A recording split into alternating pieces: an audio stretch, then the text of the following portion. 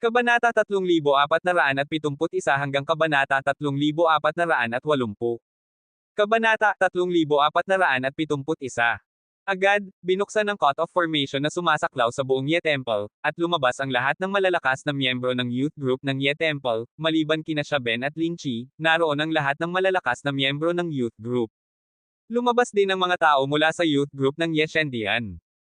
Sa pagtingin sa mga batang figure sa harap ng Ye Shendian, walang sinuman sa mundo ang makakabaliwala sa kanila. Maliban sa isang Yehan, ang mga miyembro ng youth group ni Ye Shendian ay naruroon na ngayon. Ngayon ay isa rin itong paksa na gustong pag-usapan ng mundo. Pagkatapos ng lahat, ang mga taong ito ay labis na talentadong henyo, at ngayon ay nasa ilalim silang lahat ng utos ni Yehan, na nangunguna sa isang makapangyarihang hukbo. Ang kanilang potensyal sa hinaharap ay sinuri ng mundo. Sa hinaharap na Ye Shendian, ang youth group na ito ang magiging haligi ng buong Ye Shendian, at ang kanilang kinabukasan ay magiging sikat sa buong mundo. Ang Ye Shendian ay may gayong pamana, upang ang mundo ay huwag manggahas na baliwalain ang kinabukasan ng Ye Shendian. Yehan, sa wakas ay lumitaw ka. Sa itaas ng kawalan, ang mga mata ng unang emperador ay puno ng diwa ng pakikipaglaban. Pagkatapos umalis sa customs, bagaman hinamon niya muna si Gao Shengyo, ang kanyang pangunahing layunin ay si Yehan. Si Gao Shengyo ay pagsubok lamang. Ang pagpino ng bato ay isang proseso lamang. Naghihintay ka ba sa akin? Walang pakialam ang mga mata ni Yehan. Pagpasok sa Tianlong Sacred City, naramdaman niya na medyo iba ang kapaligiran. Ang hindi niya inaasahan ay dumating ang unang emperador sa pinto at gustong patayin si Ye Shendian. Talaga bang iniisip mo na madaling takutin si Yehan? O iniisip ba niya na walang sino man sa Temple of Ye? Naghihintay sa iyo ng isang araw, dapat mong malaman kung bakit ako naparito. Ang unang emperador ay naglakad patungo kay Yehan ng hakbang-hakbang, na may diwa ng pakikipaglaban, ang simple at payak na espada sa kanyang kamay, tulad ng isang nakatagong walang kapantay na mahiwagang sandata, ay malapit ng hilahin. Gusto mo akong hamanin? Pinaliit ni Yehan ang kanyang mga mata ng paunti-unti, at sinabi, nakakalungkot na nauna kang dumating, kaya karapat-dapat kang maghintay. Hindi mahalaga, dahil lumitaw ka pa rin sa huli. Sa isang kalansing, hinugot ng unang emperador ang kanyang espada.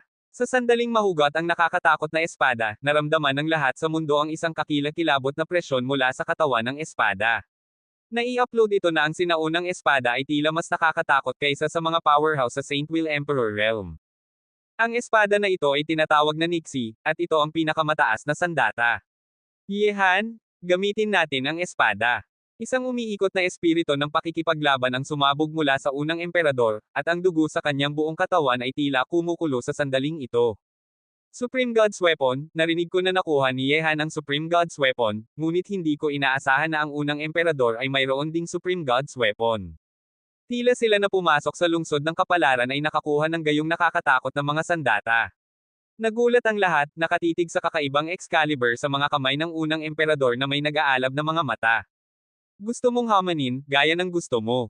Nangyari na wala siya pansamantala, at dumating ang unang emperador upang hamanin siya, na alinsunod sa kanyang mga kagustuhan. Kung tatalunan niya ang gayong walang kapantay na figure bilang ang unang emperador ngayon, walang babalik sa ibang pagkakataon, hanapin si Ye Shendian, at pagkatapos ay problemahin siya para kay Yehan. Haha, okay? Yehan, kunin mo ang aking espada. Tawa. Habang bumabagsak ang boses ng ligaw na tawanan ng unang emperador, ang espada ay tulad ng isang Diyos, at libu-libong mga espada ang sumayaw sa mundo. Naramdaman ng lahat ng mga practitioner sa buong mundo na nanginginig ang kanilang mga espada, na parang malapit na silang mawala sa kanilang kontrol. Sa sandaling ito, ang figure na pinutol ng espada ay tulad ng isang Diyos, at ang kapangyarihan ng espada na iyon ay nagpapakita sa buong mundo ng walang katapusang sinag ng ilaw, na umiiyak sa kawalan. Bukod dito, sa likod ng unang emperador, lumitaw ang isang malabong figure.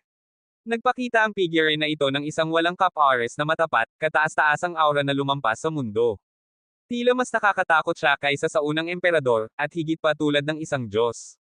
Tunay na phantom ng Diyos. Nang makita ang eksenang ito, pinaliit ni Yehan ang kanyang mga mata sa isang tuwid na linya. Pagkatapos makuha ang mana ng sampaang makalangit na emperador, natural niyang alam kung anong uri ng nakakatakot na supernatural na kapangyarihan ang ipinapakita ng unang emperador sa sandaling ito. Ang phantom ng tunay na Diyos ay naudyukan, sa proteksyon ng tunay na Diyos, at ang mana ng mga sinaunang Diyos at demonyo. Kahit na hindi pa ganap na binuo ng unang emperador, dapat niyang napagkadalubhasaan ang ilang pambihirang pamamaraan. Sa sandaling ito, mga sinaunang Diyos lamang ang kwalipikadong umatake. Ngunit ang unang emperador ay ang tagapagmana na pinili ng mga Diyos, kaya natural na kaya niya. Iyon lang, kahit na maipapakita ng unang emperador ang supernatural swordsmanship na taglay ng tunay na Diyos sa sandaling ito pa rin ang pinakamahina na yugto ng supernatural na kapangyarihan ng tunay na Diyos. Gayunpaman, kahit na gayon, ang kapangyarihan ng espada na ito ay nagpadama kay Yehan na walang kapantay. Espada. Sa takip silim, nagpakawala si Yehan ng isang mababang sigaw, at sa isang galaw ng kanyang kamay, ang mga espada ng lahat ng mga practitioner sa buong mundo ay automatikong nahugot, at libu-libong mga espada ang lumilipad sa kawalan sa harap ni Yehan, na lahat ay kinokontrol ni Yehan lamang, na nagkikislapan at nagbubulag sa mga mata ng mga tao ang kaluwalhatian, siya mismo ay tulad ng ninuno ng Wanjian, na tumatanggap ng pagsamba kay Wanjian. Anong uri ng paraan na sumasalungat sa langit ito? Nagulat ang lahat sa mundo. Ang kanilang sariling mga espada ay pino na nila, at sila lamang ang makakagamit sa mga ito. Ngunit sa sandaling ito, ipinatawag ni Yehan ang lahat ng mga espadang ito at naging kanyang mga kapangyarihan sa pag-atake. Paraan ng Diyos, hayaan ang nasaksihan, hindi pa naririnig. Sambahin si Wanjian, patayin. Itinuro ni Yehan gamit ang isang kamay, at ang 10,000 espada na lumulutang sa harap niya ay gumawa ng nakakatakot na mga ingay ng espada, at pagkatapos ay ang lumilipad na 10,000 espada, tulad ng 10,000 espada ng sabay-sabay, at tulad ng isang ilog ng mga espada, lahat ay lumipat patungo sa unang lugar. Pinatay ng isang emperador ang nakaraan. Ang eksenang iyon ay labis na kamangha-mangha at nakakatakot, at mahirap ilarawan sa mga salita. Sambahin ng 10,000 espada, ito ang pag-atake ng supernatural na kapangyarihan sa mahika ng emperador, kontrolin ang mga saber ng ibang tao para sa iyong sariling paggamit, at patayin ang kaaway sa ilalim ng 10,000 espada. Sa itaas ng langit, libu-libong mga espada ang pinaputok, at ang tunog ng awit ng espada ay yumanig sa langit at sa lupa. Ang eksenang iyon ay walang awa na tumama sa mga mata ng lahat, na nagpahirap sa mga taong nakakita ng eksenang ito sa mundo na ilarawan ito. Kabanata 3472. Sa huli, ang gayong nakakagimbal na supernatural na kapangyarihan ay marahas na bumangga sa supernatural na kapangyarihan na nababalot sa walang katapusang banal na liwanag na may isang atake ng espada. Sa susunod na sandali, nagkaroon ng panginginig mula sa langit at sa lupa, na parang buong langit at lupa ay binaligtad, ang kawalan ay magulong, at ang walang katapusang kapangyarihan ay umaagos sa buong langit at lupa sa lahat ng direksyon, na nagdulot ng mga taong nanunood ng labanan sa langit at sa lupa na umatras sa takot. Ang sentrong punto ng nakakatakot na banggaan ay hindi abot ng mga mata.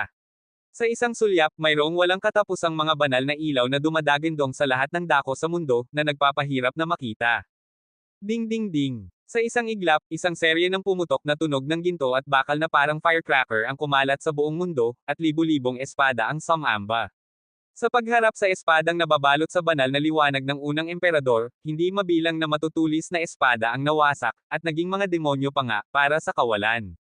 Si Yehan, sa kabilang banda, ay umatras ng daan-daang metro sa itaas ng kawalan. Ang mga supernatural na kapangyarihan ng pagsamba kay Wanjian sa mahika ng emperador ay medyo hindi magagapi sa harap ng mga supernatural na kapangyarihan na kinokontrol ng unang emperador ng mga sinaunang Diyos at demonyo, at ang unang emperador ang sinaunang espada sa kanyang kamay ay isang kataas-taasang sandata, at ang Wanjian na kinokontrol ni Yehan ay hindi kwalipikadong magningning ng isang espada sa harap ng gayong sandata. Nang makita ito, ang mga taong umatras ng malayo sa kawalan ay nagulat. Ang walang kapares na kahangahangang supernatural na kapangyarihan ni Yehan kanina lamang ay walang kapital upang labanan laban sa espada ng unang emperador. Talagang natalo si Yehan sa unang emperador. Ang kahangahangang supernatural na kapangyarihan kanina lamang ay tiyak na minana mula noong sinaunang panahon, ngunit sa pagharap sa unang emperador, mukha pa rin siyang mapatla at walang kapangyarihan. Nakalaan na si Yehan. Maaaring halos natunaw ng unang emperador ang mana ng mga sinaunang Diyos at demonyo. Ang mga supernatural na kapangyarihan na kinokontrol niya ay ang mga supernatural na kapangyarihan na minana mula sa mga tunay na Diyos. Kahit na kontrolin ni Yehan ang makapangyarihang mga supernatural na kapangyarihan, mahirap itong makipagkompetensya. Panipi. Sa itaas ng kawalan, kalmado ang ekspresyon ni Yehan. Pagkatapos nahugitin ng unang emperador ang phantom ng tunay na Diyos, alam niya na ang ordinaryong kapangyarihan ay hindi maaaring makipagkompetensya sa espada na kinokontrol ng unang emperador. Ang dahilan kung bakit sumamba si Yehan ng 10,000 espada ay dahil gusto ko ring subukan kung gaano kalakas ang espada ng unang emperador. Buksan ang Mountain Guard Formation. Iwinagayway ng lahat ng makapangyarihang miyembro ng youth group ni Ye Shendian ang kanilang mga kamay. Sa isang iglap bumukas ang cut-off formation na sumasaklaw muli sa buong Ye Shendian. Kung hindi ka mag-iingat, maaari itong makaapekto sa buong Ye Temple. Maluhu, Yehan, ipakita ang iyong tunay na kasanayan. Ngayon, tatalunan kita ng aking unang emperador ng may dignidad. Sa itaas ng kawalan, ang unang emperador ay labis na walang awa, na may walang katapusang diwa ng pakikipaglaban na umuungal sa kawalan sa paligid niya. Kilalang kilala ng unang emperador ang kanyang dating kalaban. Sa pagharap sa kanya, hindi pa ipinapakita ng kalaban ang kanyang tunay na antas. Ang mana ng mga sinaunang Diyos at demonyo ay talagang pambihira. Gayunpaman, hindi mo lang alam ang mana ng mga sinaunang Diyos at demonyo. Natunaw mo na ang ilang porsyento.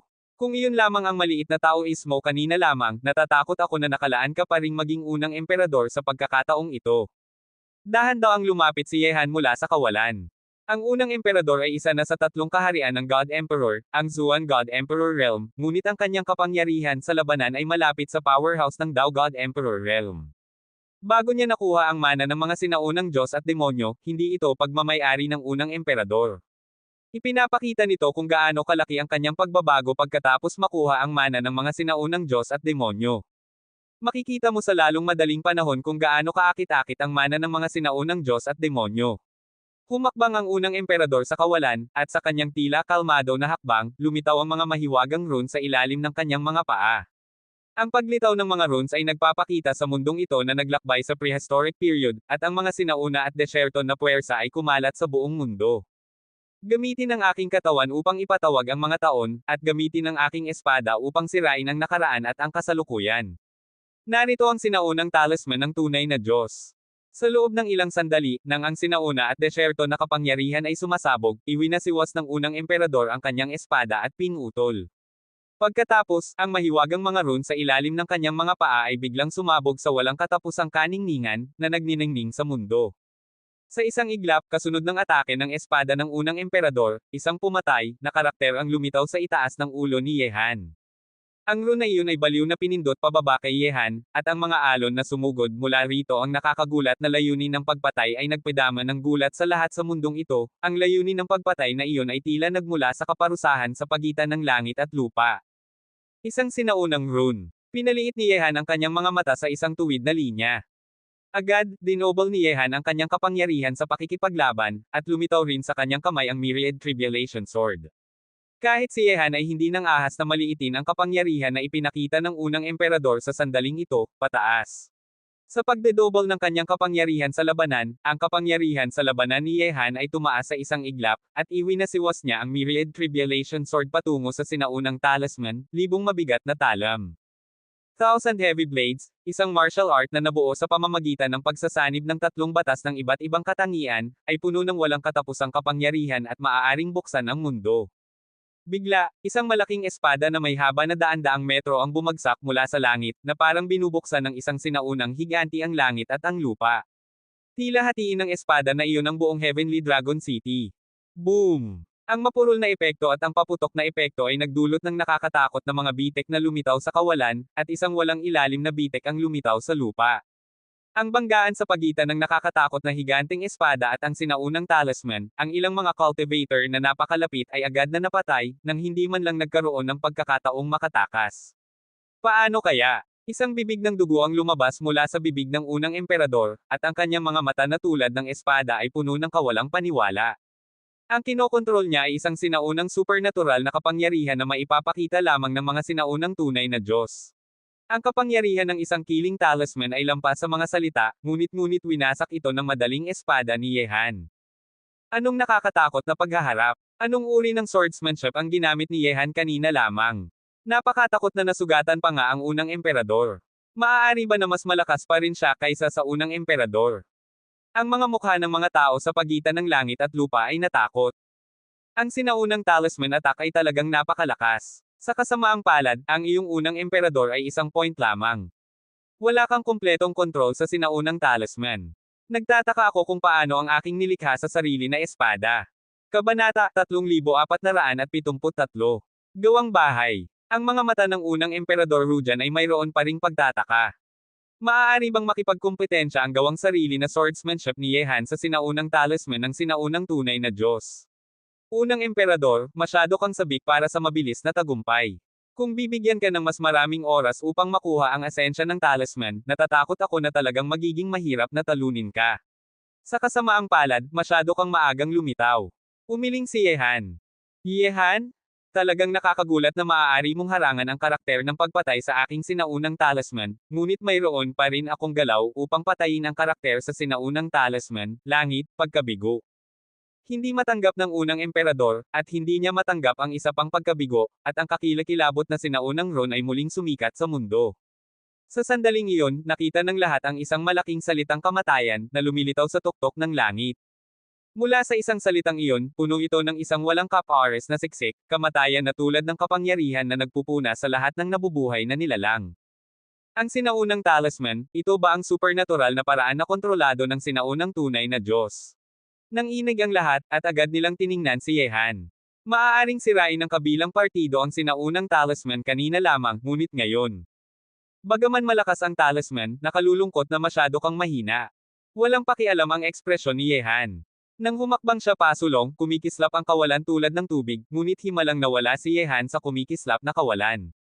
Sa susunod na sandali, isang daliri ang tumusok sa kawalan, daliri na pumatay sa Diyos.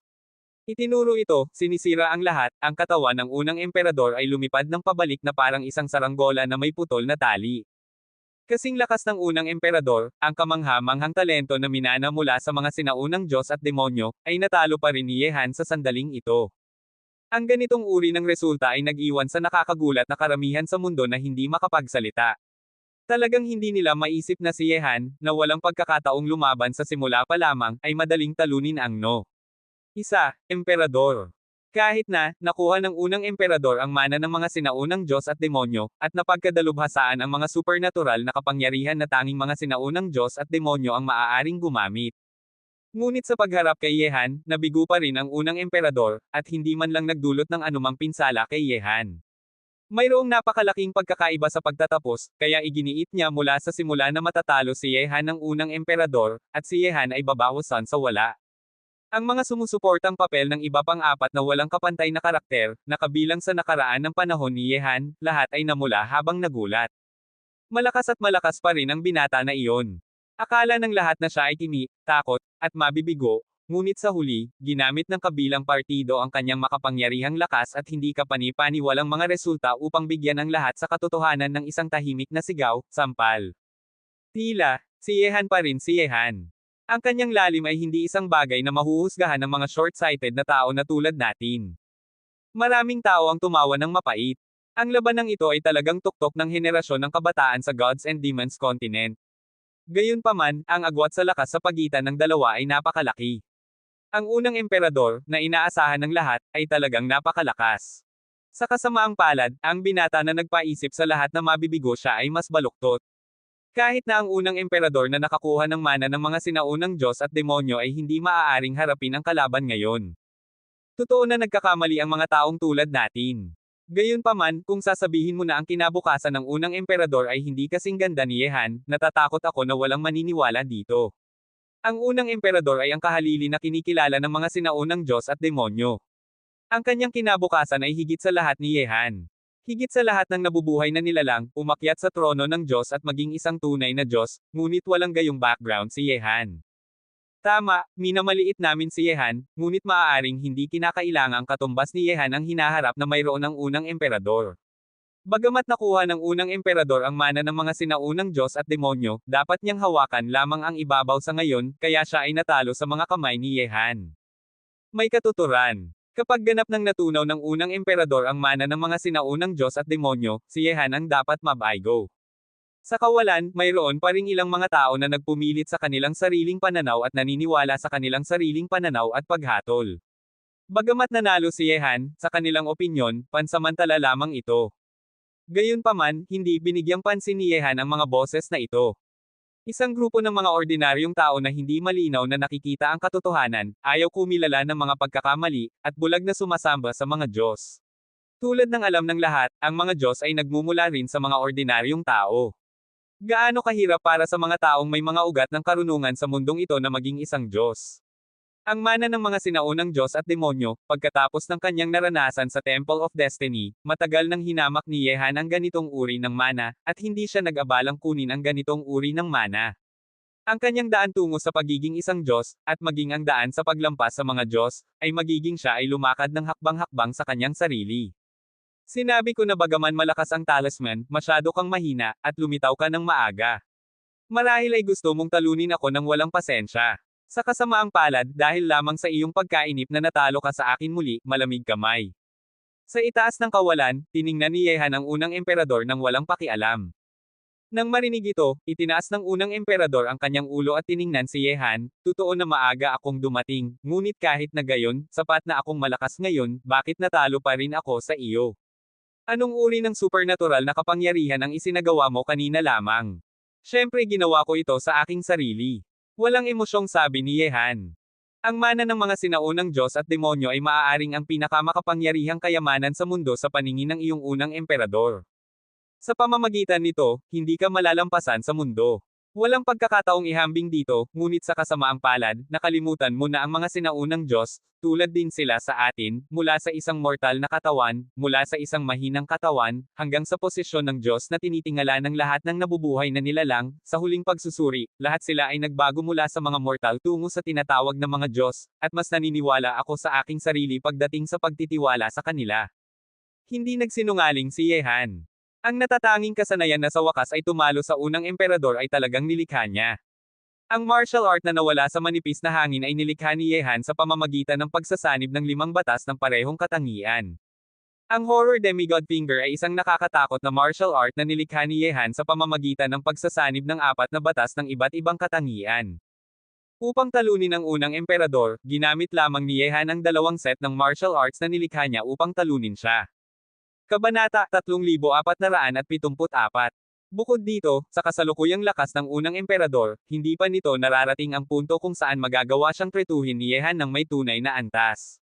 Alam mo, sa nakalipas na ilang taon ng pag-atres sa mundo ng Xuanman, armado na ni Yehan ang kanyang sarili sa lahat ng aspeto. Ang lahat ng uri ng martial arts ay umabot sa kanyang kasalukuyang tuktok, at ang kanyang lakas ay umabot din sa tuktok ng unang emperador ng Shenzang. Ang mga bagay na ito lamang, mahirap para sa unang emperador na makipagkompetensya kay Yehan. Kahit na ang mga sinaunang talisman na kinokontrol ng unang emperador at lahat ng uri ng tunay na Diyos at mga supernatural na kapangyarihan ay malakas, wala siyang kapital upang yumanig si Yehan ngayon. Dahil, nilinang na ngayon muli ni Yehan ang 2 clone, na may kabuuang 4 na clone.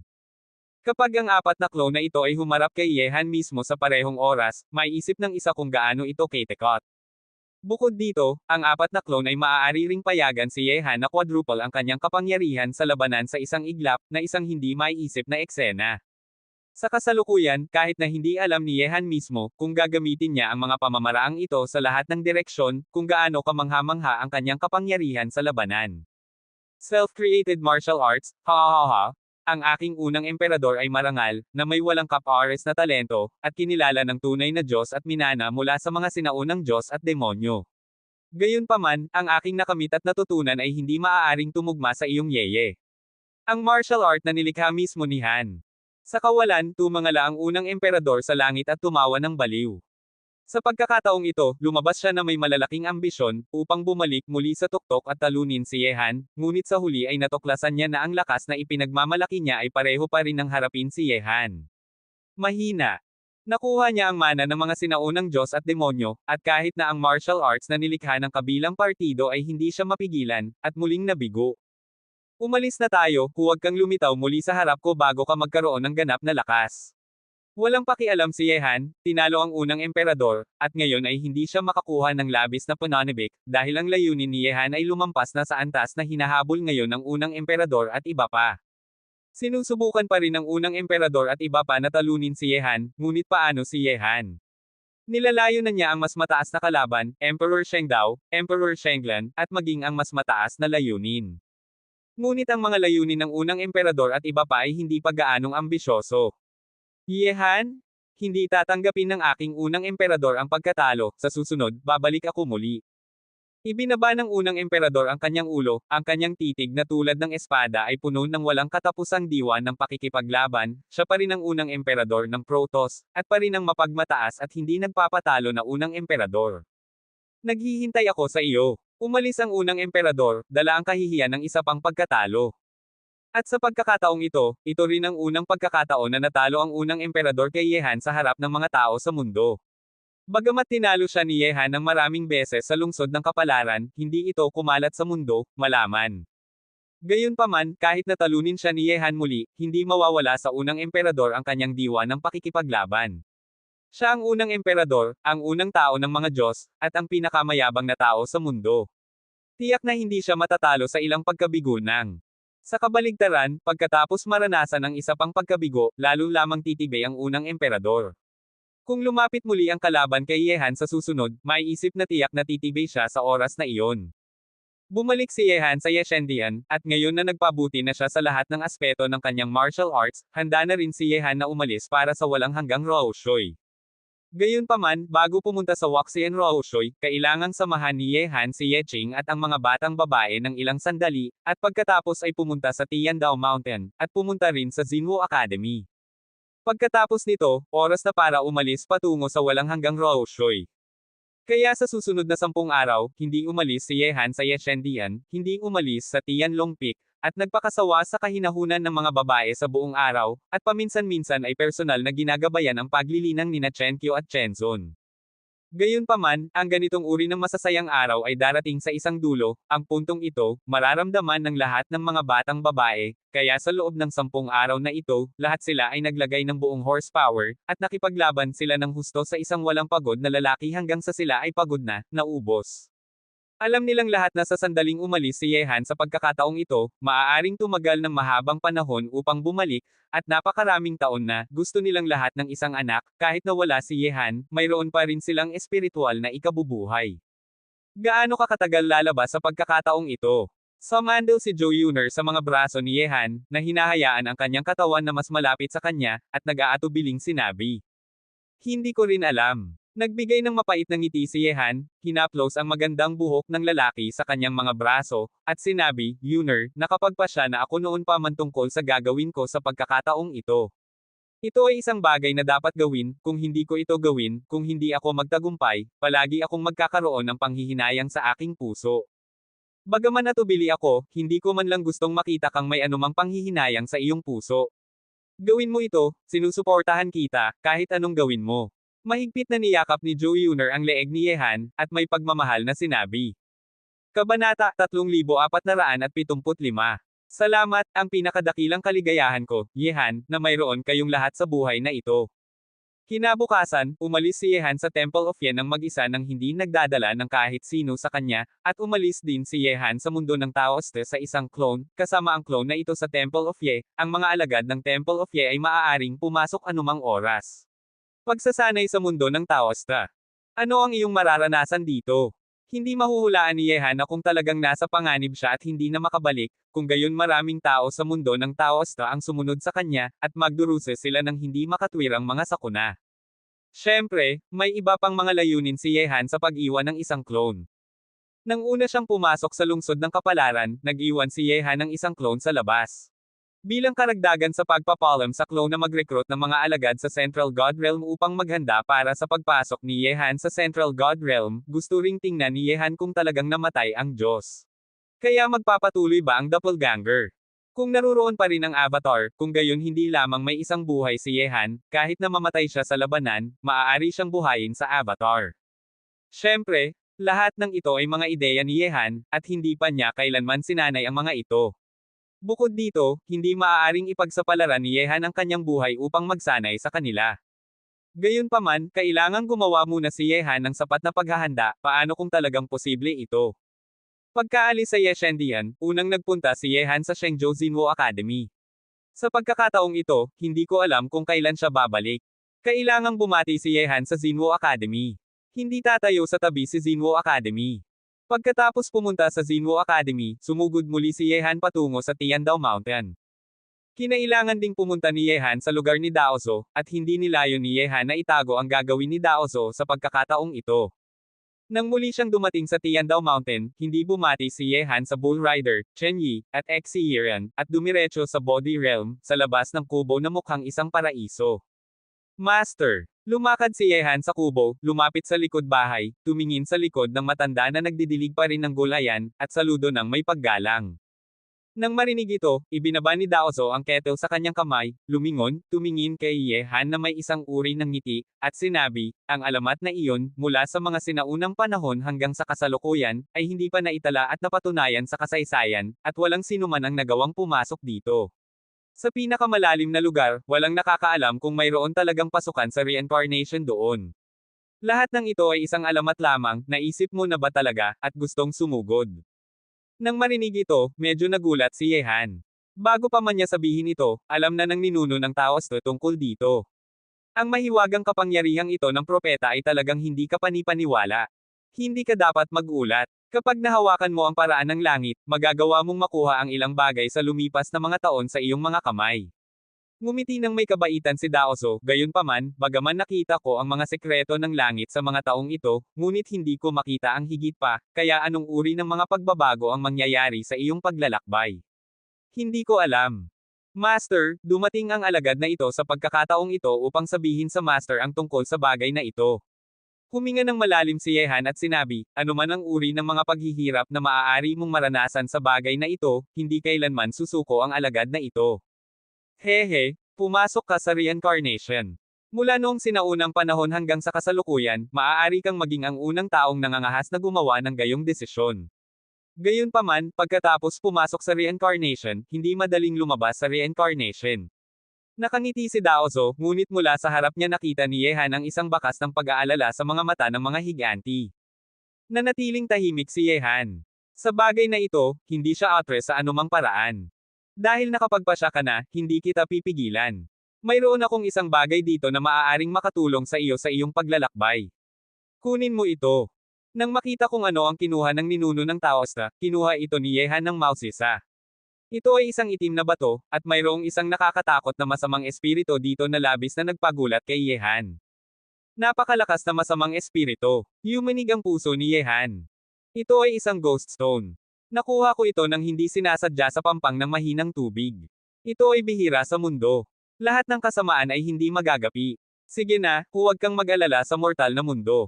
Siguro, makaranas pa, at ang iyong kapalaran ay magiging mas mahusay. Iwinagayway ni Daozo ang kanyang kamay, at patuloy na nagtrabaho na nakatalikod kay Yehan. Muling sumaludo ng may paggalang si Yehan, at pagkatapos ay umalis sa Body Realm at Tiandao Mountain, at dumating sa Jiancheng. Ngunit pinag-isipan ito ni Yehan, at hindi siya pumunta sa Sword Tower. Napakapanganib na pumunta, at hindi na kailangang mag-alala ang iba tungkol dito. Kahit sina Li Zhengdao at Yehan ay hindi nagpaalam.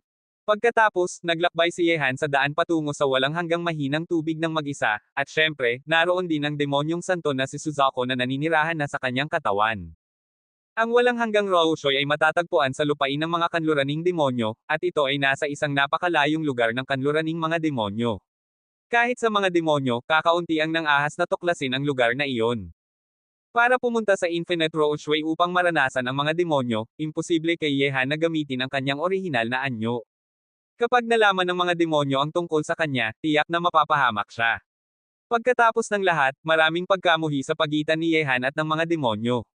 Medyo malaki, kapag nakahanap ng pagkakataon ang mga demonyo, hinding-hindi nila papakawalan si Yehan. Kabanata 3476. Pagkalipas ng 2 araw, umalis na si Yehan sa Central God Realm at tumuntong sa gilid ng Demon Race. Iba ang lupain ng mga demonyo sa ibang mga lugar. Ang aura na bumubulusok sa pagitan ng langit at ng lupa ay ang pinaka-nakakatakot na demonyong aura din. Kahit na ang langit dito ay mukhang mas madilim. Pagkatapos makarating dito, itinatago ni Yehan ang aura ng iba't ibang kapangyarihan ng kanyang sarili. Nang bumangon siya, ang batas lamang ng mahika ang naiwang sumasabog sa kanyang katawan. Sa ganitong paraan, walang makakaalam ng tunay na pagkatao ni Yehan. Umalis na sa customs ang unang emperador, malapit na rin si Wang Chuyi, tama. Sa ngayon, ito ang pugad ni Wang Chuyi, kahit na itinatago ito ng malalim ni Yehan, hindi siya nang ahas na maging pabaya. Agad, nagpatuloy si Yehan sa kanyang paglalakbay. Alam na niya ang lokasyon ng Wuyuan Roushoy. Sa kanyang bilis, aabutin siya ng 2 o 3 araw upang makarating doon. Hindi tumigil si Yehan sa daan, ang mga demonyo ay napakagulo, at ang kanilang kalikasan ay madaling pumatay, halos lahat ng mga taong naninirahan sa lupaing ito ay nakaligtas sa pagpatay, ayaw ni Yehan na manatili dito ng mahabang panahon, at maperwisyo ng iba. Lumilipas ang oras, lumipas ang 3 araw. Sa sandaling ito, nakarating na si Yehan sa pinakalayong lugar ng mga demonyo. Kung ang klima man ito o ang kapaligiran ng paglilinang dito, mukhang labis na masama, at ang lungsod ay nagiging mas kaunti at bihira, ngunit ang marahas na hininga sa kawalan ay nasa ere. Ito ay nagpapaalala kay Yehan na ang lugar na ito ay hindi madali. Hindi nagtagal, sinundan ni Yehan ang ruta sa mapa at dumating sa isang sinaunang lungsod. 500 milya pa, naroon ang walang hanggang mahinang tubig na nagdulot ng takot sa lahat sa mundo. Dahil ang lugar na ito ay katabi ng walang hanggang Raoshoy, tinatawag itong Raoshoy City. Maraming mga demonyo sa lungsod, ngunit kung ihahambing sa iba pang maunlad na lugar, ang lugar na ito ay mas mapanglo, ngunit ang mga taong naninirahan dito ay mas masama, dahil sa kapaligiran ng paglilinang. Dahil sa mga limitasyon ng paglilinang, kung minsan kapag kakaunti ang mapagkukunan ng paglilinang, ang malawakang massacre ay sasabog pa nga, para lamang pagnakawan ang mga mapagkukunan. Pagkatapos dumating si Yehan sa Raoshoy City, nanatili siyang low profile at nakahanap ng isang magandang restaurant upang pansamantalang tirahan. Comfortable siyang naligo at nagpalit ng damit, kahit si Yehan ay nakaramdam ng kaunting pagod. Pagkatapos, pumunta si Yehan sa isang sulok ng restaurant para kumain, na humaharap sa ilan sa mga hindi pala kaibigang mata, hindi nag-abala si Yehan sa anumang bagay, sa halip ay low-key. Sa oras na ito, isang grupo ng malalakas na demonyo na may makapangyarihang masasamang espiritu ang naglakad sa labas ng restaurant. Ang pinuno ng lalaki ay payat at hindi mukhang malakas, ngunit ang pares ng mga mahiwagang mata ay nagdala ng walang katapusang nakakagulat na kapangyarihan sa mga tao. Ang madilim na mukha ay parang isang nakakatakot na demonyo. Commander Alo. Sa pagtingin sa payat na lalaki, paliit ang mga mata ng lahat sa restaurant, at biglang tumigas ang kanilang mga katawan. Ang lalaki ay mula sa City Lord's Mansion, at siya ay labis na malupit at makapangyarihan. Sikat siya sa Weakwater City na ito. Pinatay at nadumihan ng dugo ng hindi kilalang bilang ng mga tao. Sa pag-amoy sa kakilakilabot na aura na nagmumula sa masasamang demonyo sa restaurant sa simula pa lamang, hindi maiwasan ni Yehan na tingnan ang payat na lalaki ng mausisa, sa sandaling lumitaw siya sa entablado, magagawa niyang gulantangan ang mga orihinal na kontrabida na ito. Ang payat na lalaki ay natural na isang makapangyarihang pag-iral sa mga kontrabida. Mga lumang patakaran, nagre-recruit ang mansyon ng City Lord ng isang adventure group, mayroon bang ayaw sumali? Ang madilim na mukha ng payat na lalaki ay nagpakita ng isang malakas na masamang espiritu, at sa ilalim ng sulyap ng pares ng mga mahiwagang mata, natakot ang maraming tao. Kasabay nito, maaari lamang siyang tumitig ng walang pagtatangi, ang adventure group ay isang mahirap na trabaho upang ipadala sa kamatayan, sa tuwing nagre-recruit ang mansyon ng City Lord ng isang adventure group, napakakaunting tao ang maaaring bumalik ng buhay sa huli. Siyempre, kung makakabalik siya ng buhay sa huli, gagantimpalaan din siya ng City Lord's Mansion. Leader Alo, paumanhin, sugatan pa rin ako, kaya natatakot akong hindi ako makasali. Sa oras na ito, isang tao ang buong tapang na tumayo at sinabi. Tumango si Commander Alo at sinabi, okay, kung gayon maaari kang umalis. Nang marinig ito, tuwang-tuwa ang lalaki, paulit-ulit na nagpasalamat, at sa wakas ay lumabas ng restaurant, ngunit nang dumaan siya sa tabi ng Commander Alo, nakita niya na gumalaw ng mabilis ang Commander Alo at binasag ang ulo ng kalaban gamit ang isang palad. Ang pulang dugo at talino ay tumalsik sa buong leader ni Alo. Ngayon, sino pa ang sugatan? Tumingin si Commander Alo sa lahat ng nasa restaurant na may seryosong mukha. Sa pagkakita sa eksenang ito, kahit na ang mga walang pusong taong ito na ginugol ang buong araw sa panganib ay natakot, ngunit para sa kanila na nanirahan sa Raoshoy City sa buong taon, natural nilang alam ang paraan ng pinunong ito na si Alo sa loob ng mahabang panahon. Napakagaling, dahil walang pagtutol, dalhin sila sa City Lord's Mansion, at umalis para sa Boundless Forest bukas. Pagkasabi nito, tumalikod si Commander Alo at umalis, na sinundan ng isang grupo ng mga mandirigma na nakasuot ng baluti mula sa City Lord's Mansion. Sa pagkakita dito, walang nang-ahas na tumutol sa restaurant. Walang paraan para tumutol kay Commander Alo, at wala ring paraan para tutulan ang City Lord's Mansion. Walang hanggang kagubatan. Tinaas ni Yehan ang kanyang mga kilay na tulad ng espada, ang walang hanggang kagubatan na ito ay isang malawak na kagubatan sa gilid ng walang hanggang mahinang tubig, ngunit sinasabing ito ay isang kagubatan, ngunit sa katunayan ito ay isang desyerto na lupa na tuyo sa buong taon. Uy, ito na ang katapusan ng laro. Kakaunti sa adventure group na inirecruit ng City Lords Mansion ang bumalik ng buhay. Napakatakot ng walang hanggang kagubatan, at katabi mismo nito ang walang hanggang mahinang tubig. Kung hindi tayo mag-iingat, maaari tayong mapatay ng nakakatakot na mahinang tubig. Lunukan ng puwersa. Hindi banggitin ang kapangyarihan ng mahinang tubig, maraming katatakutan sa walang hanggang kagubatan. Sa tuwing pupunta kami sa walang hanggang kagubatan, nangangahas lamang kaming maglakad-lakad sa paligid. Ang City Lords Mansion lamang ang nangangahas na maglakad-lakad sa kailaliman, ngunit paano namin magkakaroon ng lakas na ito? Kalimutan mo, isipin mo, hindi bababa sa mayroon pa ring ilang pagkakataong makaligtas kung pupunta ka sa Boundless Forest, ngunit kung tutulan mo ang City Lords Mansion ngayon, walang paraan ng pagkaligtas sa lahat. Kabanata 3477.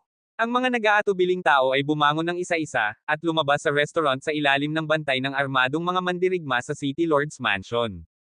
Orihinal na gustong tumanggi ni Yehan, ngunit ang City Lords Mansion, na isang liblib na lugar ng mga demonyo, ay hindi pa nailalagay sa mga mata. Gayunpaman, ang City Lords Mansion ay pupunta sa Boundless Forest, na halos kapareho ng kanyang layunin. Bukod dito, gusto ring matuto pa ni Yehan tungkol sa Boundless Roushoy mula sa mga katutubo ng Roushoy City, na maaaring makatulong sa kanyang paglalakbay, tulong. Sa puntong ito, lumabas din si Yehan sa gitna ng karamihan. Boundless Forest, Boundless Water, ang mga tao sa City Lords Mansion ay medyo matapang, ngunit ano ang ginagawa nila sa Boundless Forest? Wala ba roong sinaunang kaparangan? Pumasok sa isipan ni Yehan ang isip na ito. Ang walang hanggang kagubatan ay malapit sa walang hanggang mahinang tubig, dahil ginutay ito ng mahinang tubig sa loob ng maraming taon, naging isang sinaunang kaparangan na ito, tuyo ang lahat ng mga puno, at walang berdeng halaman man lang. Bago pumunta sa Boundless Roushoy, alam ni Yehan ang tungkol sa Boundless Roushoy, kaya alam din niya ang pag-iral ng Boundless Roushoy. Ang nakapagpagulat kay Yehan ay, ano ang ginawa ng mga tao mula sa City Lords Mansion sa Boundless Forest? Kapatid, narinig ko na medyo nakakatakot ang Boundless Forest. Hindi ba natatakot ang mga tao mula sa City Lords Mansion na makatagpo ng panganib kapag pumunta sila sa Boundless Forest? Tanong ni Yehan na nakatingin sa isang lalaki sa tabi niya na mukhang mabangis ngunit nakakunot ang noo sa sandaling ito. Nang marinig ito, tiningnan ng lalaki si Yehan ng may pagdududa at sinabi, hindi ka ba mula sa Roushoy City? Tumango ng tapat si Yehan, kaka-rating ko lang sa Roushoy City hindi pa katagal, kaya wala pa akong gaanong alam tungkol dito. Nang marinig ang mga salita ni Yehan, binigyan ng lalaki si Yehan ng isang kaawa-awang hitsura. Ang lalaking ito ay pinilit na maging cannon fodder ng City Lords Mansion nang una siyang dumating. Talagang malas ang lalaking ito. Sinabi ng lalaki, totoo na nakakatakot ang walang hanggang kagubatan. Sa iba pang mga bagay, ang kapangyarihan ng mahinang tubig lamang ay sapat na upang pumatay ng isang tao, bulaklak. Mga bulaklak ng mahinang tubig. Nagtatakang tanong ni Yehan, ano itong bulaklak ng mahinang tubig? Sa pagkakita na wala talagang alam si Yehan, sinabi ng lalaki ng may pagmamalaki, ang alumana ng bulaklak ng mahinang tubig ay hindi lamang kayang labanan ang kapangyarihan ng mahinang tubig, ngunit pinapayagan din ang mga tao na pumunta sa gilid ng walang hanggang mahinang tubig. Karaniwan, nagre-recruit ang City Lords Mansion ng mga tao na pumasok sa Boundless Forest.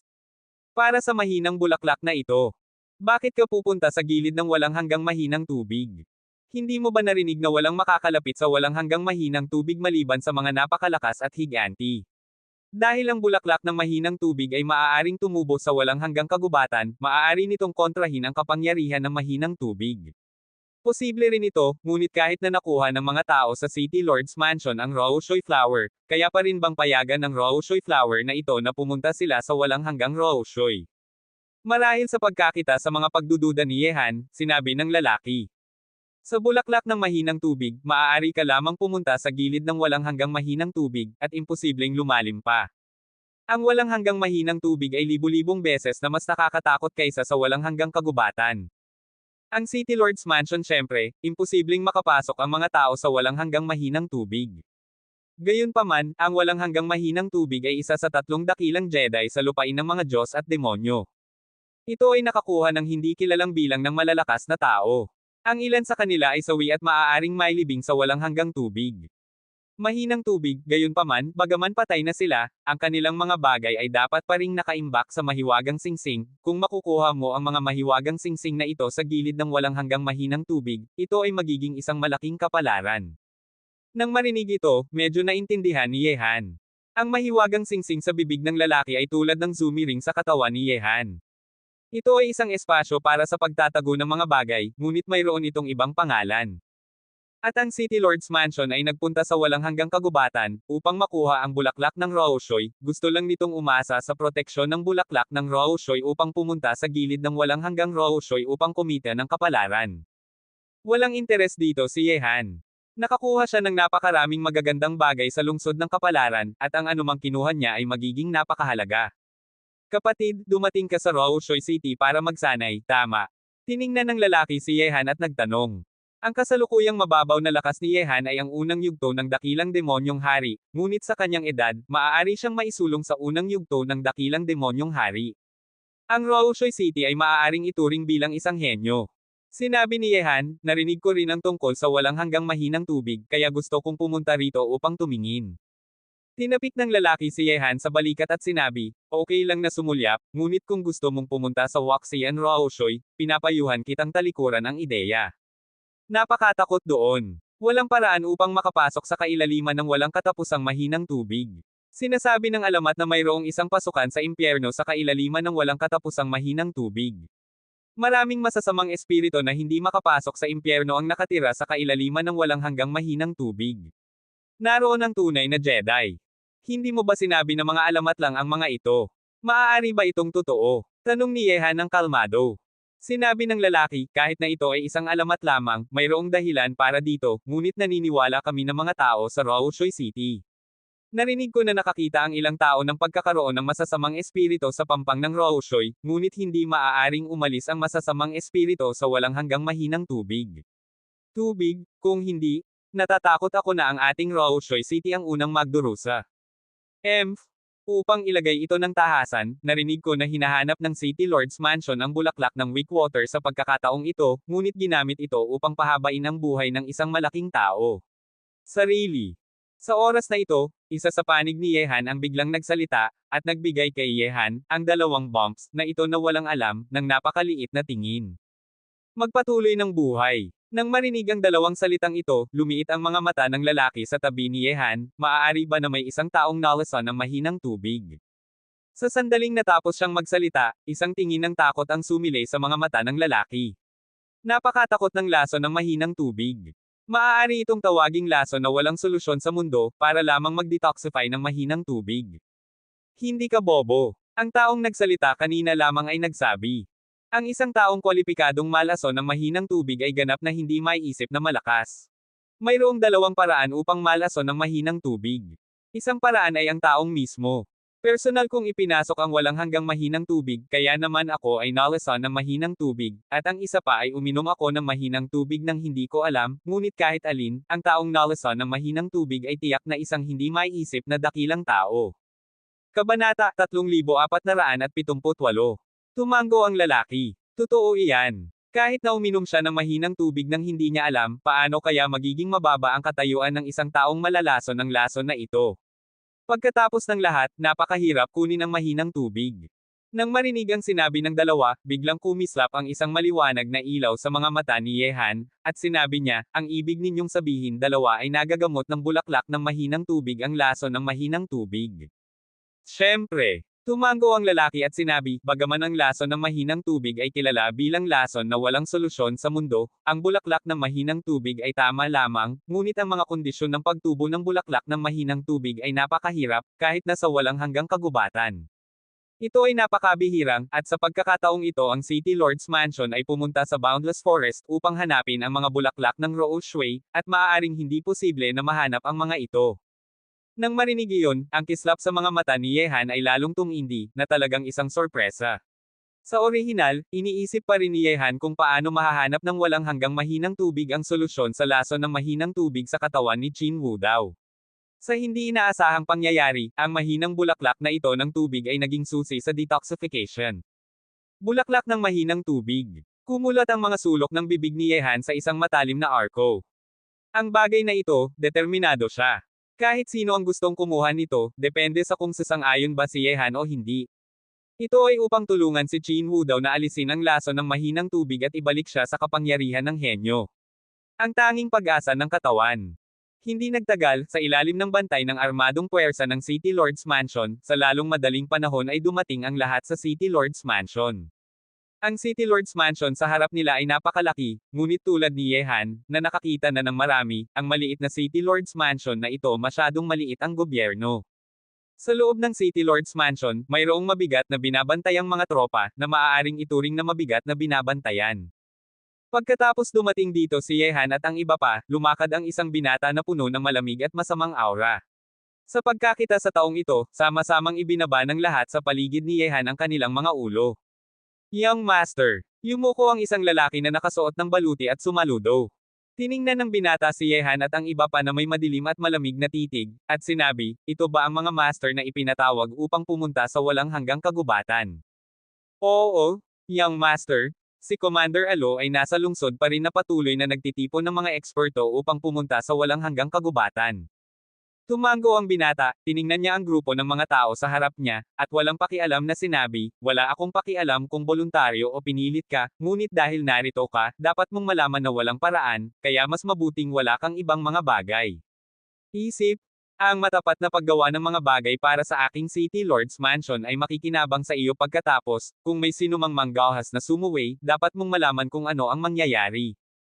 Pagkatapos sabihin ito, iwinagayway ng binata ang kanyang kamay at sinabi, dalhin sila pababa, humanap ng ilang babae upang samahan sila, at umalis para sa walang hanggang kagubatan bukas.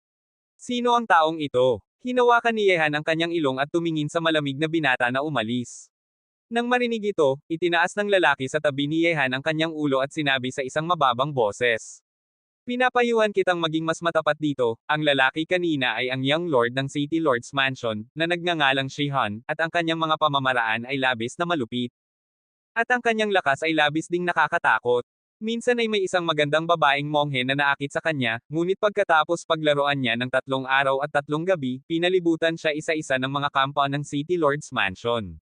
Hinuberin siya at ibinitin sa pader ng lungsod upang panoorin ng mga tao sa loob ng 1 buwan, at pagkatapos ay pinakain siyang buhay ng Young Lord ng City Lord's Mansion sa kanyang bundok. Nang marinig ito, pinaliit ni Yehan ang kanyang mga mata. Sa ganitong paraan, ang binata na ito ay talagang sapat na kasamaan. Pagkatapos nito, isa-isang nanirahan si Yehan at ang mga pinilit na dumating sa mansion ng City Lord mula sa restaurant sa likod bahay ng mansion ng City Lord. Hindi nagtagal, dumating din dito ang lahat ng napakarilag na kababaihan para sa libangan ng mga tao. Sa pagkakita nito, walang naging magalang, at umalis ang bawat isa na may ngiting babae. Aalis sila para sa walang hanggang kagubatan bukas. Hindi alam kung makakabalik pa silang buhay pagkatapos ng biyaheng ito. Marahil ito ang huling pagkakataon na mahawakan nila ang isang babae. Natural, kailangan kong masiyahan ng isang beses. Wala namang ganitong ideya si Yehan, at handa nang iwagayway ang kanyang kamay para paalisan ang babaeng sumusunod sa kanya ng mag-isa, ngunit ngumiti at sinabi ang lalaking may magandang relasyon kay Yehan, kapatid, hindi mo ba gusto ito?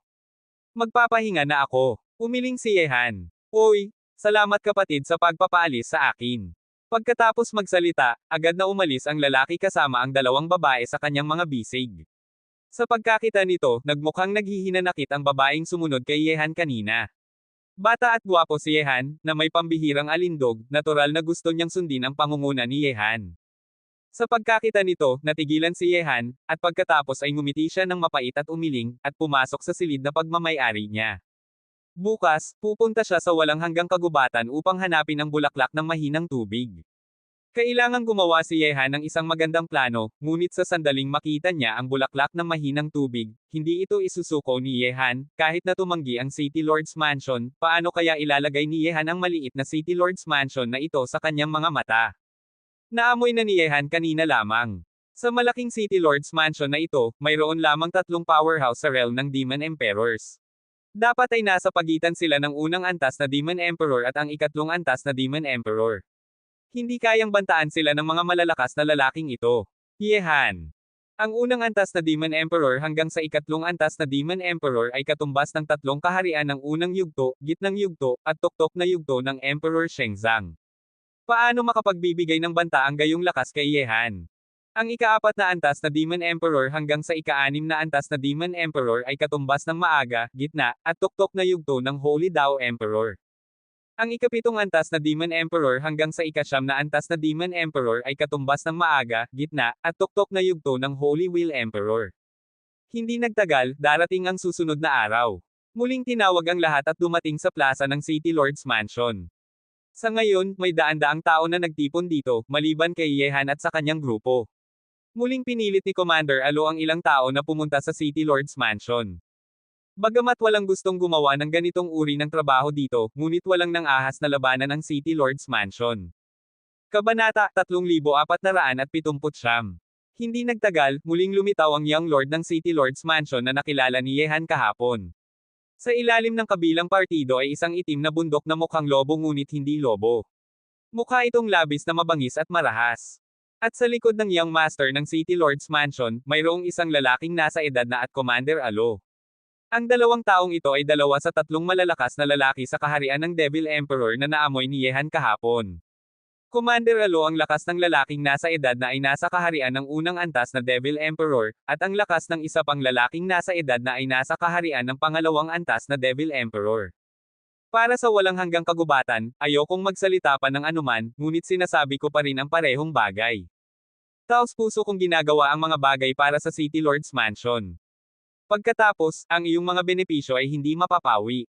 Kung may sino mang nang ahas na sumuwi sa City Lord's Mansion, kung gayon huwag sisihin itong Young Master sa pagiging malupit at walang awa. Tiningnan ng Young Master ng mansion ang lahat ng may malamig na titig, at pagkatapos ay iwinagayway ang kanyang manggas, tera na. Agad, sa ilalim ng pamumuno ng Young Master ng City Lord's Mansion, gayon din ang pinuno ng pangalawang antas na Devil Emperor at Ailu, ang lahat ay tumungo patungo sa labas ng Raoshui City. Bilang karagdagan sa mga taong pinilit ni Commander Alo, mahigit sa 200 katao ang ipinadala mula sa City Lord's Mansion, at isang kabuoang mahigit sa 300 katao ang pumunta sa Boundless Forest. Pagkaalis sa Raoshui City, wala pang 100 milya ang layo, isang kagubatan, na walang katapusan na makikita ang lumitaw sa paningin ng lahat. Iyon lang, tuyo ang lahat ng puno sa kagubatang ito, at kahit ang ilang matayog na puno na umaabot sa langit ay mayroon lamang mga tuyong katawan, at walang berdeng dahon. Sa buong tuyot na kagubatan, mayroong isang malamig at nakakatakot na aura na nagmumula, at sa itaas ng tuyong kagubatan, mayroong mga grupo ng mga uwak na umiikot, isa pagkatapos ng isa pa, ang mga sigaw na nakakapanghinayang sa puso ay patuloy na ipinapasa, na parang ipinapalam nito ang kaligayahan ng lugar na ito. Sa walang hanggang kagubatan, isang tingin ng takot ang sumilay sa mga mata ng lahat. Maraming beses sa nakaraan, nang ahas lamang silang gumala-gala sa paligid ng walang hanggang kagubatan, ngunit ang mahinang mga bulaklak ng tubig na hinahanap ng City Lord's Mansion sa pagkakataong ito ay tumubo sa pinakamalalim na bahagi ng walang hanggang kagubatan, at marami sa kanila ang pumasok sa walang hanggang kagubatan. Ibinigay ng mga tao sa pinakamalalim na lugar ang kanilang buhay doon. Kapatid, nasa harapan ng walang hanggang kagubatan. Tandaan na sundan ako kapag nakapasok ka sa loob. Kung may mangyari, mapoprotektahan pa rin kita. Muling lumapit kay Yehan ang lalaki kahapon, marahil ibinigay ni Yehan ang babae sa kanya. Dahil sa kanya, labis na nakalulugod sa mga mata ni Yehan ang lalaking ito. Binigyan siya ng 2 babae ng isang buong pagkain, kahapon, kaya kahit na mamatay siya sa walang hanggang kagubatan sa pagkakataong ito, wala siyang pagsisisihan. Tumango si Yehan na may ngiti, ang kanyang mga mata ay naghahanap ng unahan, ang mga sulok ng kanyang bibig ay bahagyang nakataas, tulad ng isang mahinang bulaklak, kung gaano ito kaganda. Pumasok ang lahat sa walang hanggang kagubatan, ang pirasong ito ng tuyong kagubatan kung saan walang berde na makikita sa lahat ay nagpapalabas ng madilim at kakaibang kapaligiran, at ang mga uwak na patuloy na nagmumula sa itaas ay nagpapadama sa lahat na parang nasa ilalim sila ng isang malakas na presyon upang takpan, ang mga tao ay may pakiramdam na hinihingal. Ang walang hanggang kagubatang ito ay talagang medyo masama. Naglakad si Yehan sa gitna ng karamihan, ang kanyang tila kalmado na mga mata ay tumingin sa paligid, sa walang hanggang kagubatang ito, naramdaman ni Yehan ang isang labis na malamig na kapangyarihan na bumubulusok, ngunit hindi niya mahanap ang pinagmulan ng malamig na kapangyarihang ito kung nasaan. At sa kagubatang ito, mayroong isang malakas na madilim na puwersa na sumasabog, ngunit pumasok lamang sa walang hanggang kagubatan sa unang pagkakataon, sa pagharap sa madilim na puwersang ito, lahat ay may lakas pa ring labanan ito. Kapatid, may mga lumang demonyo sa walang hanggang kagubatang ito. Kapag nakatagpo ka ng mga multong ito, hindi mo dapat pagyakoin sila. Kapag naipatay mo na ng mga lumang demonyo, kakainin ng mga lumang demonyo ang iyong kaluluwa. Aasa ang mga lumang demonyong ito sa kaluluwa na sumisipsip ng mga nabubuhay na nilalang upang maging mas malakas. Sabi ng lalaki sa mahinang boses sa tabi ni Yehan, at kasabay nito, tumingin ang kanyang mga mata sa paligid ng mapagbantay. Maraming beses na siyang nakapunta sa walang hanggang kagubatang ito, at nakilala rin niya ang lupa, mahika. Old Demon, anong uri ng nilalang ito? Nagtatakang tanong ni Yehan. Sumagot ang lalaki, hindi ko alam kung paano nabuo ang Earth Demons, ngunit sinasabing ang Earth Demons ay nagmula sa masasamang espiritu sa walang hanggang mahinang tubig. Pumunta sila sa ilalim ng walang hanggang kagubatan sa pamamagitan ng ilalim ng lupa ng walang katapusang mahinang tubig, at unti-unting nabuo pagkatapos makita ang mga lumang demonyong ito, hanggat naamoy nila ang hininga ng mga nabubuhay na nilalang, lilito ang mga lumang demonyong ito. Gayunpaman, bagaman ang mga lumang demonyong ito ay medyo nakakatakot, hindi nila maabot ang lupa ng higit sa kalahating oras. Iyon ay upang sabihin, kung makatagpo ka ng mga lumang demonyong ito, kapag hindi mo siya matalo, kailangan mo lamang magtiyaga ng kalahating oras upang makuha muli ang isang buhay. Nang marinig ito, tumango si Yehan, salamat. Nagpatuloy ang lalaki, ngunit hindi mo dapat maliitin ito. Ang ilang makapangyarihang lumang demonyo, kahit na ang mga mula sa Demon Emperor's Realm, ay maaari lamang tumakbo para sa kanilang buhay. Maaari lamang tayong manalangin para sa mas magandang kapalaran sa pagkakataong ito. Ngunit nang matapos magsalita ang lalaki, isang sigaw na parang lobo ang biglang nanggaling sa harapan ng karamihan, at sinundan ng mahigpit ni Yehan. Ang ungol ay nagmula sa bundok sa ilalim ng Young Master ng City Lord's Mansion. Hindi, nararamdaman ng halimaw na ito ang panganib. Nagbago ang ekspresyon ng lalaki sa tabi ni Yehan. Sa oras na ito, nakita ko ang Young Master ng City Lord's Mansion na iwinawagayway ang kanyang kamay, at pagkatapos ay tiningnan ni Commander Alo ang mga taong pinilit na dumating dito, at walang pakialam na sinabi, kung pupunta kayo, sino ang nang-ahas na umatras, pumatay. Ang bakal na dugong kapaligiran ng pagpatay ay bumalot sa mga pinilit na dumating dito, ngunit ngayon ay maaari lamang nilang pangunahan ang daan ng matapat. Mayroong higit sa 200 katao sa City Lord's Mansion dito. Si Commander Shang Alo at ang lalaking nasa edad na, ang dalawang malalakas na lalaki sa kaharian ng Demon Emperor, kung manggahas silang sumuway, tiyak na mamamatay sila ng walang lugar na paglilibingan sa kanila. Damn it, nasa walang hanggang kagubatan na kami. Ngayon na ang oras para maglaro ang ating cannon fodder.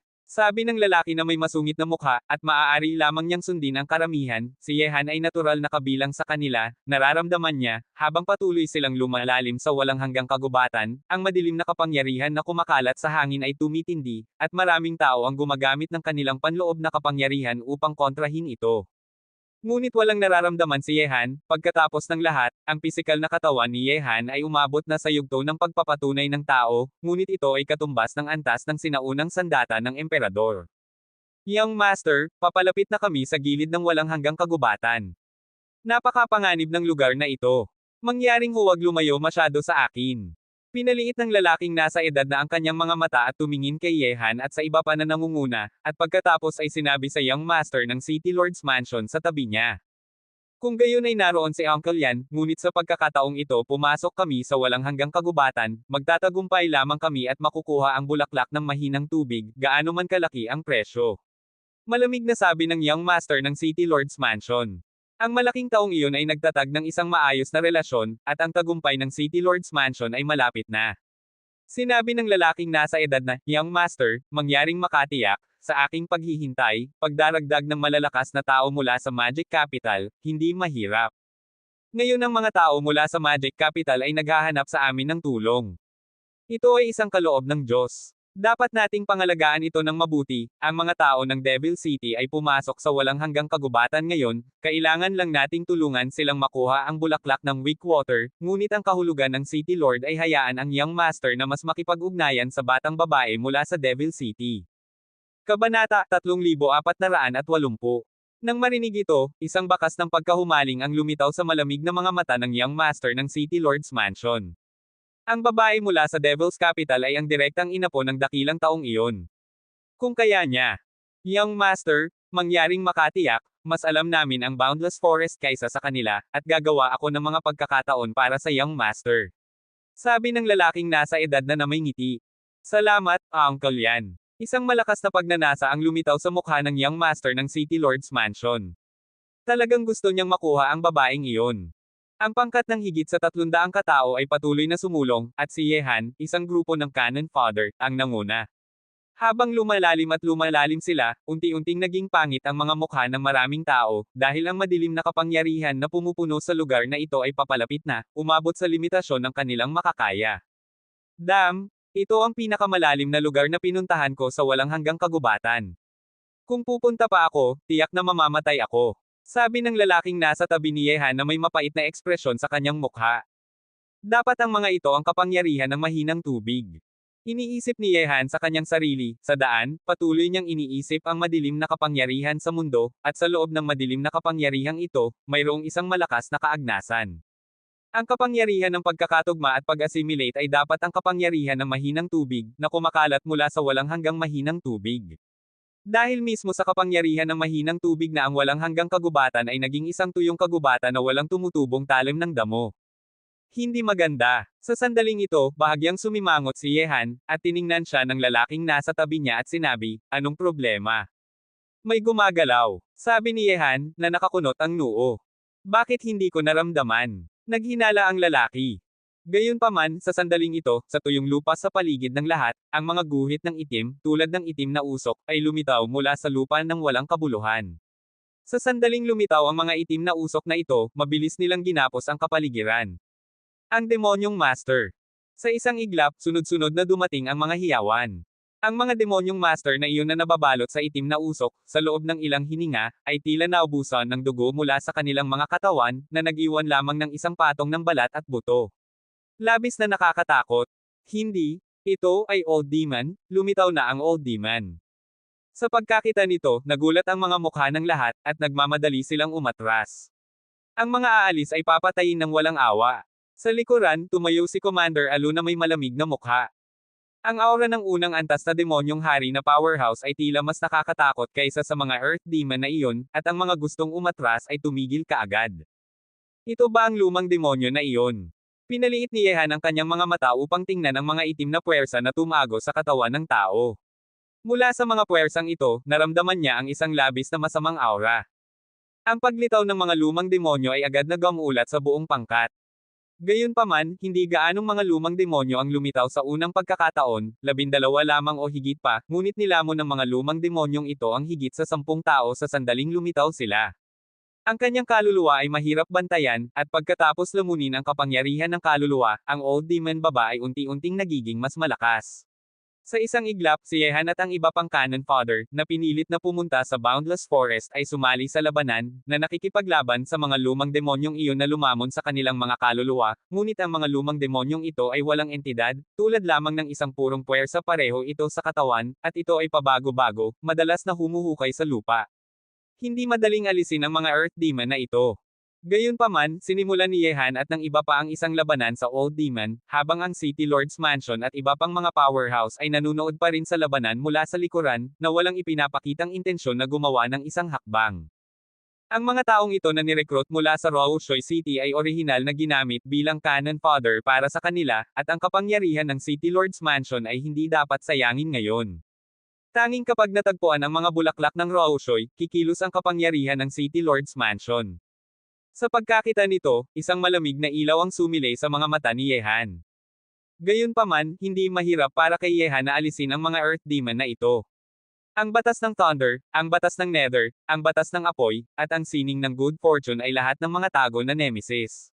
Gayunpaman, natural na hindi nang ahas si Yehan na gamitin ang mga ito dito. Ang kapangyarihan ng mga batas na ito ay maaari lamang makuha sa pamamagitan ng paggamit ng sining ng Good Fortune. Wasakin ng kaluluwa, mabuhay magpakailanman. Iwinasiwas ni Yehan ang kanyang palad, at ito ay naging isang espada, at ang Old Demon na lumitaw sa harap ni Yehan ay napawi sa isang iglap. Naisulong na si Yehan sa ika-6 na antas ng sining ng paglikha, at mayroon siyang maraming pamamaraan sa pagwasak ng kaluluwa sa ilalim ng kanyang kontrol, na napakalakas, at espesyal na nakatuon sa kaluluwa.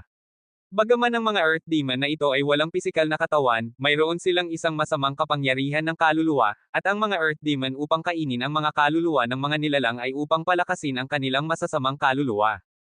Oy! Medyo maganda ang mga pamamaraan ng taong ito. Nasa unang yugto pa lamang siya ng dakilang demonyong hari, at kaya niyang patayin ang Old Demon sa isang galaw. Nakita ng lalaking nasa edad na si Yehan mula sa likuran at sinabi ng may paghanga. Gaano man ito kagaling, ito ay cannon fodder lamang. Sabi ng young master ng City Lord's Mansion. Sinabi ni Commander Alo, dapat ay pinagkadalubhasaan niya ang isang set ng martial arts upang patayin ang kapangyarihan ng kaluluwa. Talagang napakakinabang na harapin ang mga tago na demonyo tulad ng mga lumang demonyo, ngunit hindi ko alam kung ano ang aktwal na bisa ng labanan ng taong ito. Hindi nagtagal, pinugutan ng ulo ang mga lumang demonyong lumitaw, at ang ilang lumang demonyo ay bumaba sa lupa at hindi na lumabas muli. Napakagaling, pagkatapos bumalik sa pagkakataong ito, tiyak na gagantimpalaan ako ng labis ng young master, magpatuloy na tayo ngayon. Sa pagkakita na naalis na ang krisis ng lumang demonyo, walang pakialam na sinabi ng young master ng City Lord's Mansion.